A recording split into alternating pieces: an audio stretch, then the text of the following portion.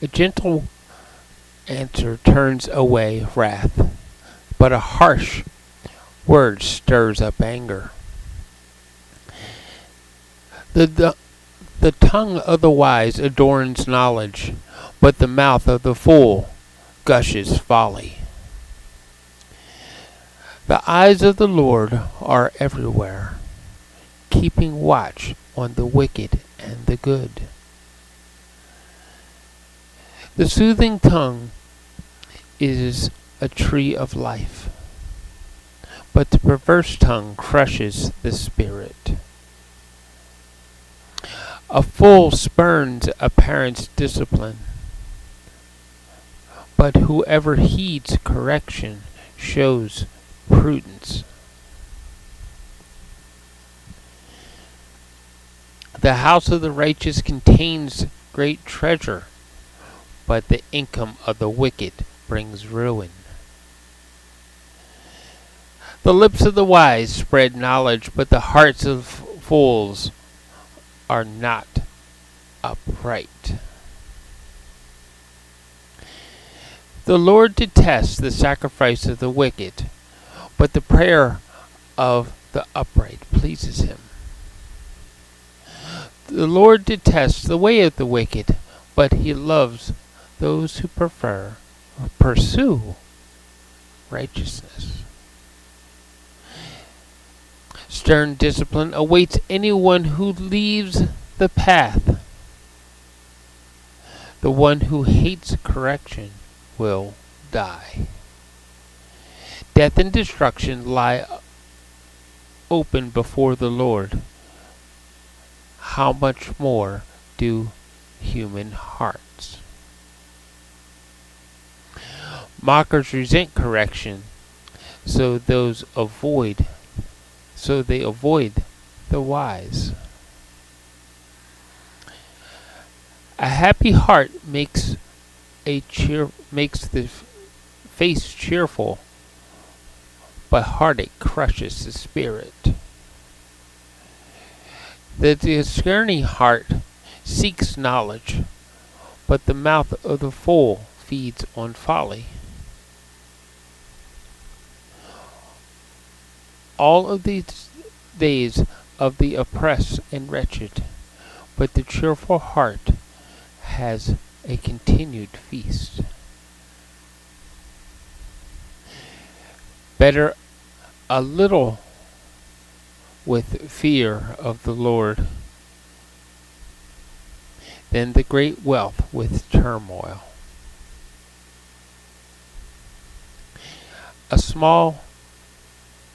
Better a small serving of vegetables with love than a fattened calf with hatred. A hot-tempered person stirs up conflict, but the one who is patient calms the quarrel. The way of the sluggard is blocked with thorns, but the path of the upright is a highway. A wise son brings joy to his father, but the foolish man despises his mother. Folly brings joy to one who has no sense, but whoever has understanding keeps a straight course.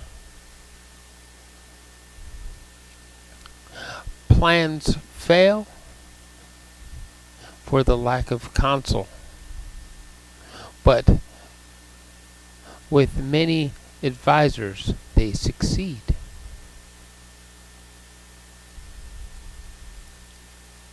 A person finds joy in giving an apt reply, and how good is a timely word. I want to bring on someone to speak about how important faith is to us, and she does great community work. she lost her daughter years ago to a very rare form of cancer, and through her faith, she managed to keep her life going, and through her faith, she is giving back to those parents who are going through the same thing that she did with having a sick child, with these wonderful planners that help parents track the progress and treatments of their children, and help them keep track of those precious memories that happen while your child is actually sick and probably in the hospital. So why don't we bring Arlene as she tells a story about how faith helped her after she stumbled and God brought her back to her feet. Do you want me to tell the story about when Celeste's tumors came back? Okay. Okay. All right. So, so to preface the story, when Celeste was diagnosed with pineoblastoma, which is an extremely rare form of brain tumor, the chances of getting it is 1 in 7 million. That's how rare it is. And when she went through her treatment plan, St. Jude's Hospital recommended that she do the protocol that they were suggesting for the children that had this diagnosis. Was they were doing 30 rounds of high-dose radiation, followed by 4 to 6 months of high-dose chemotherapy and stem cell rescue. So they harvested her stem cells beforehand, and then in each round, out of those 4 to 6 months, depending on the child, they would provide the chemotherapy, and then they would be given their stem cells back in order to boost their immune system back up. Okay. So she did that. So this was in 2011. She was 12 years old. She did the 30 rounds of high-dose radiation, which she managed really quite well. In comparison, there was another 12-year-old girl, Haley, who was going through the same treatment plans at the same time down in Philadelphia. Celeste was up at Sick Kids Hospital in Toronto. And so both girls, within a month of each other, are doing the same treatments. Haley had a really hard time when she went through radiation, and Celeste seemed to breeze through it. Of course, she lost her hair. It wasn't comfortable or anything, but in comparison, she seemed to do a lot better. So then when we moved on to the chemotherapy rounds, Haley was bouncing back quite well from her chemotherapy, and she was able to go home in between rounds. Celeste was having a much harder time, though. So we were keeping an eye on how the tumors were shrinking at the time. And Haley did 4 rounds, and Celeste did 3 rounds. We found that at the end of the 3rd round, it was just, she was having a really hard time with it. We almost lost her. Her blood pressure dropped after the 1 round of chemo, and they thought, you know what, she got sent down to the ICU unit, and it was really touch and go for a little bit. And so we didn't know whether she was going to make it. She bounced back. They finished doing the rounds with her, and at that point, her tumors had shrunk like 81%, which was amazing. So we were really pleased with that. And then they let us know that the effects from the chemo continues. So they felt that, like, over the next little while, the tumors would continue to shrink. So she didn't have to have more treatments. They would just see how much more it was sort of impacting, and she would have regular MRIs to check the status of her tumors. So both girls went home at the end of September 2011, and the next steps were, okay, it was all about recovery now. So they were able to do to have tutors come into their homes so that they could have schooling. They weren't allowed to go to school because they didn't want to be exposed to all kinds of germs while their immune system was still low. But by January of the next year, both girls were well enough that they were approved to go back to school. In that time, they had to learn how to walk again. The vincristine is a very serious, strong drug that they are given, and it impacts them. They're in hospital for months at a time, and what happens is it impacts their tendons, and it impacts their ability to walk. So both girls had to learn how to walk again. They had to have splints that they would wear in order to bring their heels back down onto the ground, because otherwise they were up on their tippy toes. So they had to bring their heels back down, learn how to walk again. They were using walkers when they first left the hospital, and eventually they learned how to walk again, and then they had to learn how to run again. But they were doing extremely well. They went back to school and just doing phenomenally well. Haley, one of her MRIs came back that her tumors had shrunk completely. She had what is called a no evidence of disease, or NED. And we were so happy for Haley. Celeste's tumors had shrunk 98.5%. Wow. And so we figured that on the next MRI, she was going to have her NED. That was like, okay, this is our next goal, is to see that same success with Celeste. And so this is now the summer of 2012. Both girls have now just graduated from grade 8. They both graduated with honors and different awards, and we were just so proud of them. Celeste was going to Young Women's Camp, and she was doing some acting training with friends of ours who are actors and directors. And so she was able to do like an acting camp and just having a phenomenal summer.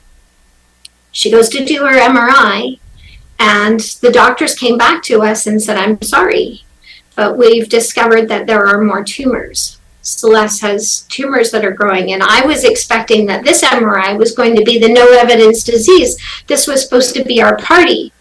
And my immediate reaction was I was crushed, absolutely crushed, just devastated.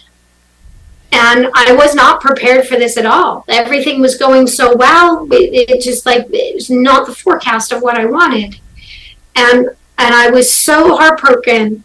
And I immediately went into fear. So I just I was completely overwhelmed. I was full with fear of what was happening and not the news that I wanted.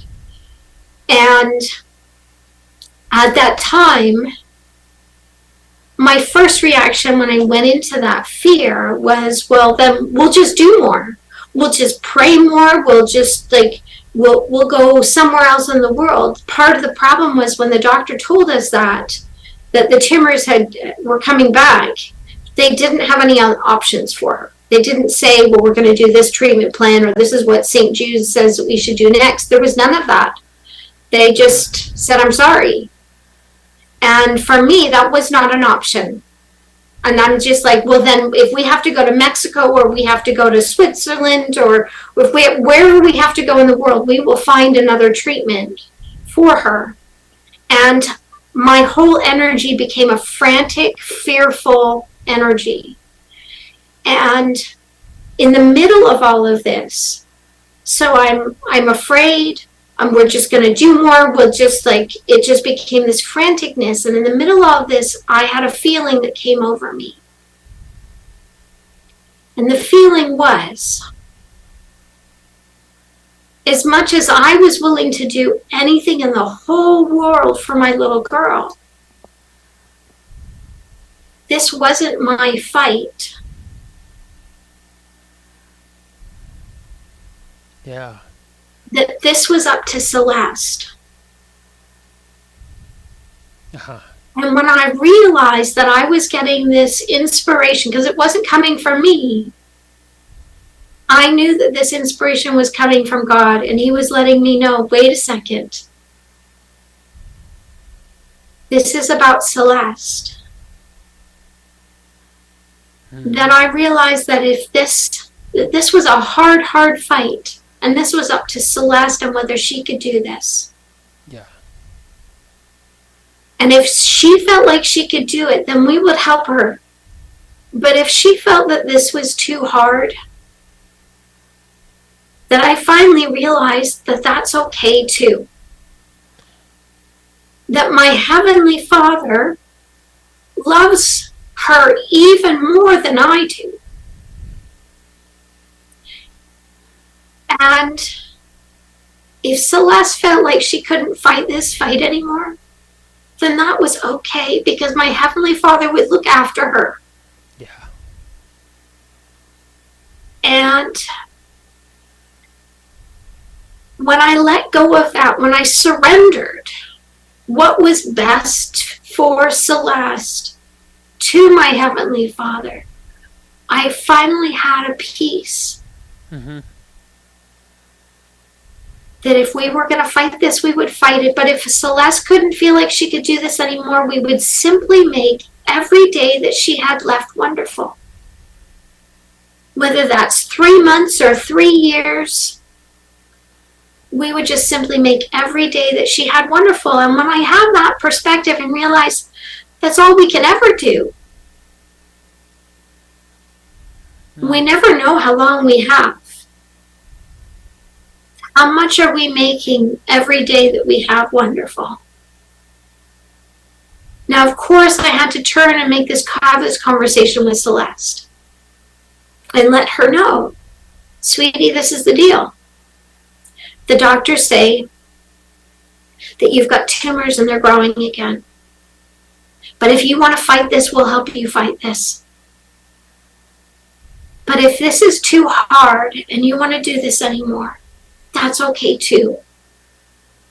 Yeah. Now, of course, my little girl Celeste, she's a lot like her mommy. And she's like, no, mommy, we're going to fight this. Which was amazing. I'm like, that's my little girl. Now, So of course, the doctors didn't give us any options. both of you at the same time. Yeah. Yeah. So now, of course, the doctors didn't give us any options. And so we were going to have to try and figure something out on our own. Uh-huh. And so what we did initially was, okay, we'll just keep doing what we've been doing, which is asking people all over the world to pray for her. So we sent out messages and emails and put it on social media and said, hey, here's the deal. We need you to keep praying for Celeste. We've seen miracles so far. And we need you to keep praying for her while we figure out what the next step is. But what we learned is the type of tumor that Celeste had was moved a lot quicker than we had any concept for. So this was in the summer. She went back to school. She was now starting high school, and she was excited to go to her new classes and get involved in her school programs and do all that. But by November, she was starting to get really tired, and her legs were hurting, and things just weren't quite right. And by Christmas time, all of a sudden, her headaches came back. And the headaches were what were her very first sign when we found out that she had a tumor. She had headaches and double vision. And she started getting these headaches again. And just before New Year's, she went to a youth activity in Northern Ontario, north of Toronto by a couple of hours. And they were doing all kinds of outdoor stuff. And she was having a great time, but these headaches were really starting to bother her. And then she let me know the other sign was her double vision came back, and we knew that that was the crucial sign. Headaches are one thing, but when the headaches were combined with double vision, we knew that there was a big problem. Yeah. And so we called the hospital, and they said, bring her in right away. And so because we were at a youth event, We let the leaders know that she needed to leave. And they gave her a blessing. And we got on the road, and we had about 3 hours to drive to get to the hospital. And while we were driving, the leaders, the youth leaders, gathered all the youth together, and they said a special prayer for Celeste. And by the time that we got to the hospital, her headaches had stopped and her double vision had gone away. Yeah. And when we got to the hospital and we told her like how she was feeling at that point, they said, well, as long as she eats something, then we'll let her go home. And she was about to go on a trip to see her family out in Utah. And so that was a real blessing to her that they said, okay, yeah, you can go on your trip. And when you come home from your trip, then we'll do another MRI. Yeah. So she ate something. She finished the sub sandwich that she was eating that afternoon. She finished that off. They said, okay, we think you're well enough to go. Off you go. And she went on that trip. Yeah. And then when she came back, then she had to have her MRI. So the day the MRI was scheduled, we went to the hospital. They did the MRI, and her stepmother, who was a neurology student, stayed behind with the technician to review the MRI, and I took Celeste to go get a bone scan. And we were sitting in the room where they do the bone scan, and of course all you ever do in a hospital is wait. And so we're waiting in this room, and it's freezing cold, and Celeste is laying out on the table, and they've put one of those warm blankets on her, and it's so cold in the room, they've given me one of the warm blankets.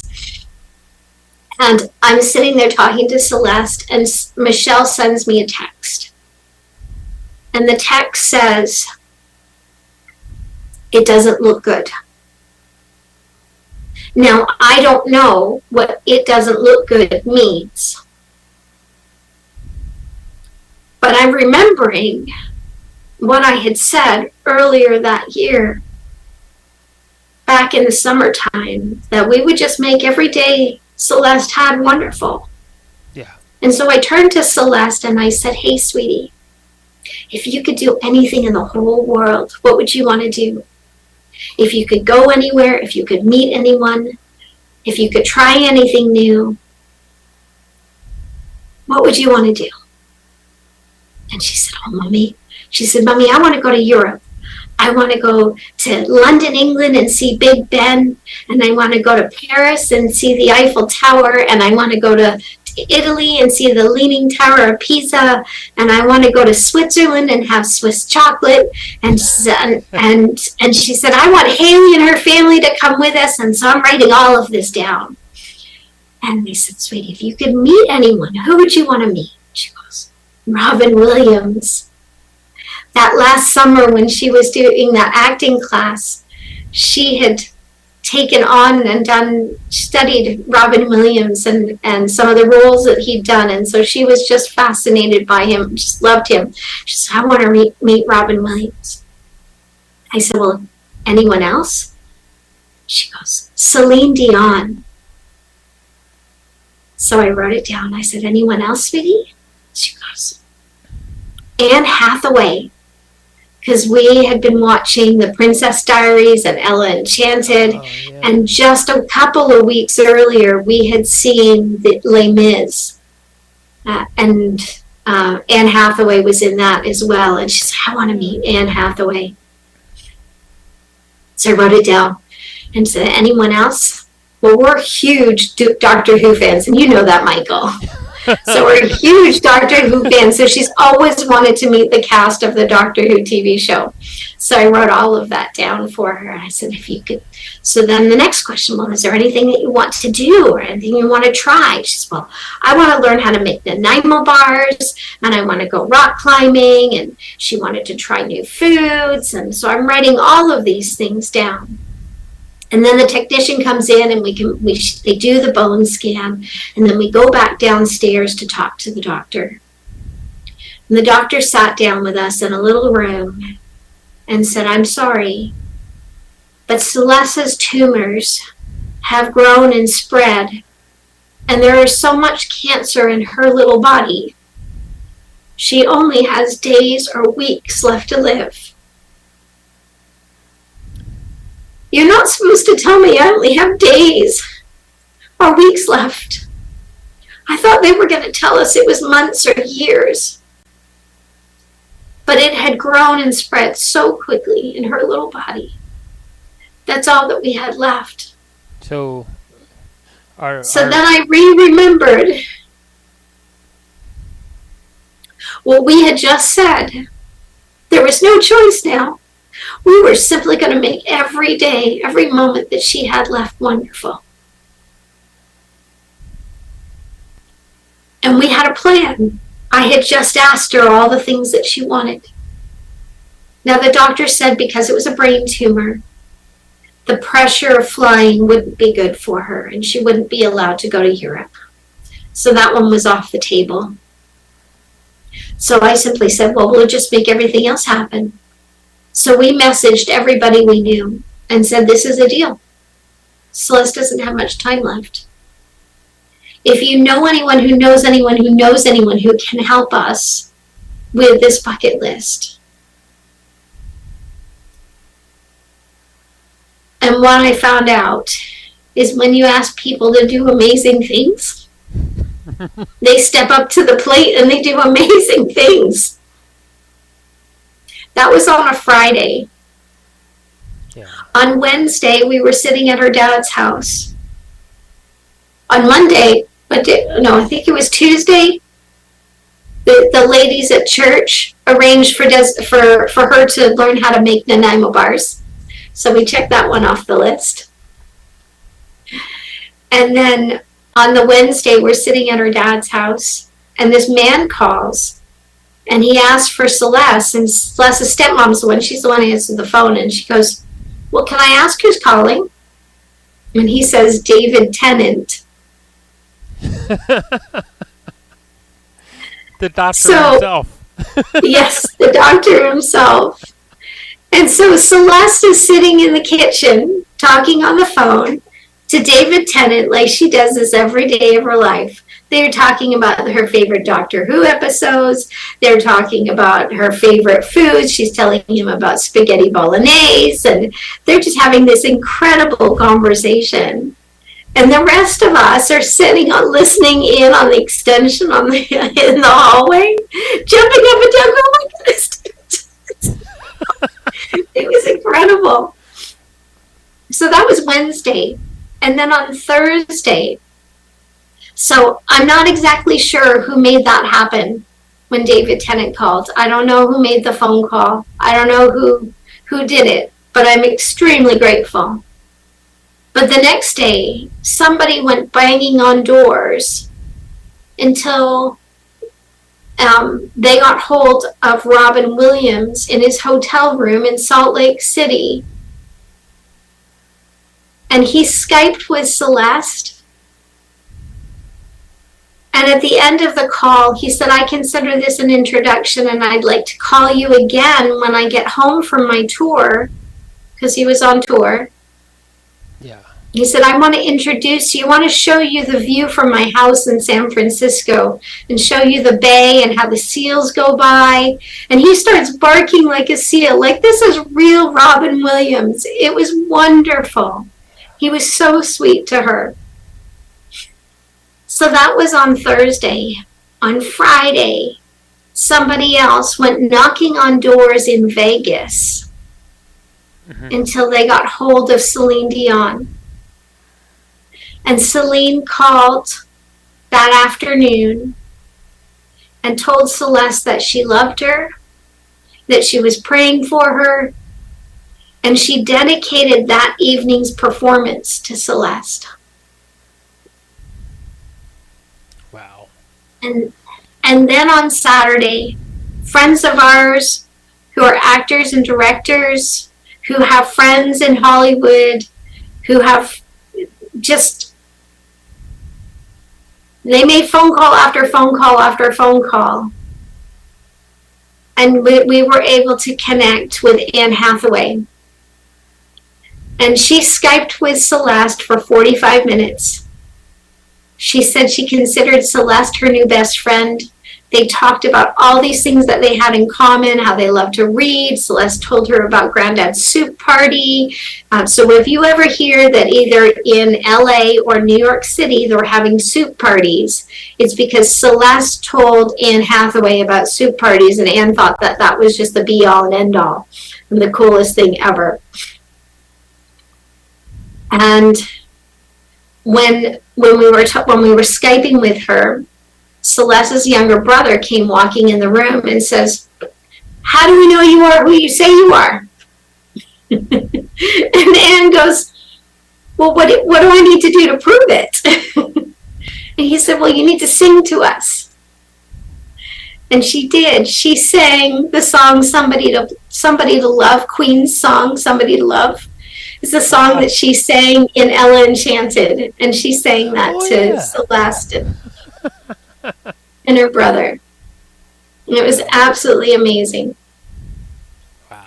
So, and then it didn't even stop there. Somebody else called, had connections, and Jim Carrey sent a box set of DVDs. Karen Gillan, who is Amy in Doctor Who, and she was also in the Avengers movies and Guardians of the Galaxy. She sent a video to Celeste. So she filmed herself talking to Celeste, and she was jumping on her bed and just being fun and goofy, and she sent that to Celeste. So she sent a video message. And then other friends of ours who knew people at Comic-Con in Niagara Falls, who knew people at Comic-Con in Toronto, who knew people in the BBC in England, got hold of Matt Smith, who was the doctor at the time. And he called and talked to Celeste as well and cheered her up on a day when she was feeling really low, and it was absolutely amazing. So from out of that Doctor Who series, you had contact from, of course, Amy Pond, and from the Doctor. Yeah, two doctors and Amy Pond. Yeah. Yeah. It was absolutely amazing. Yeah. So I think the biggest takeaway that I have from that is, one, the importance of surrendering, and realizing that God has a much bigger picture than we have. Well, and I want to say this because you've done some really amazing things, and at this time I want to tell people about your planners that you have for the moms of sick kids, and you've managed to get that into, what is it, 5 different countries now, is it? So 2 different countries, 11 different hospitals. Yeah. And we're working on our 12th hospital when I go to Salt Lake City next week. So I want to say this because following along with faith and everything, you still have Celeste right there over your shoulder, and she's helping you put these planners together and helping you make these connections, because you did that. You surrendered and you allowed God to form a path for you. Now, in general, this is not a money grubbing kind of a thing. We generally just do sermons and talk about with faith, how faith changes our lives. But anybody who wants to help Laura with these planners, you need to get a hold of her, and in the show notes there's going to be a link so that you can actually contact Laura Lane and find out how to help donate to make these planners help, because these planners are part of God's plan in order to help these moms hang on to their faith so that they can surrender to what is happening and allow God to take over in their lives, right? I think one of the big lessons, Michael, is recognizing that when we surrender, God wants to help us through this, and others want to help us through difficult things. And when I realized just how amazing people are, how much they wanted to support us, and how grateful I am for all of that support in so many different ways. And you've only heard a fraction. I told you the exciting part, but there were all kinds of little tiny things that people did all through that time to help our family. And that's why I've now spent the last 13 years, well, I guess it's been 10 years since Celeste passed. Mm-hmm. I have spent all of that time giving back to other moms. So on the planner, I call it Stronger, the daily planner for the most amazing moms on the planet. The things that these moms are going through to support their children is incredible. And so this is my one way of what I can do to help. Just make things a little bit easier, because there's so many things to keep track of.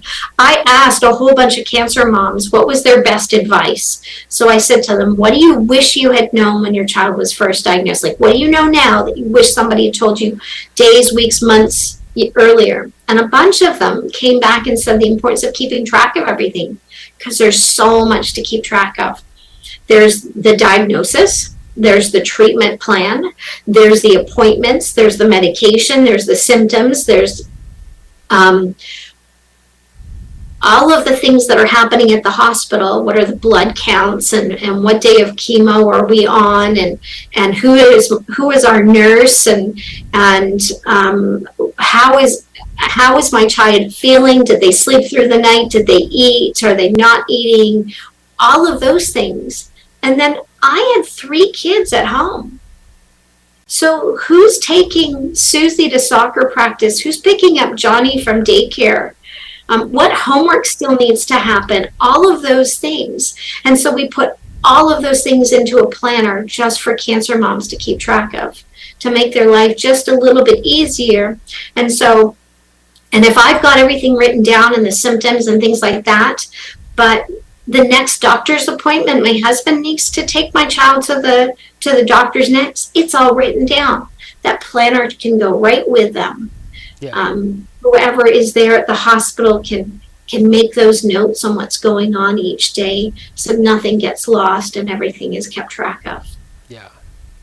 That's an amazing thing that you're doing with the planners. Thank you.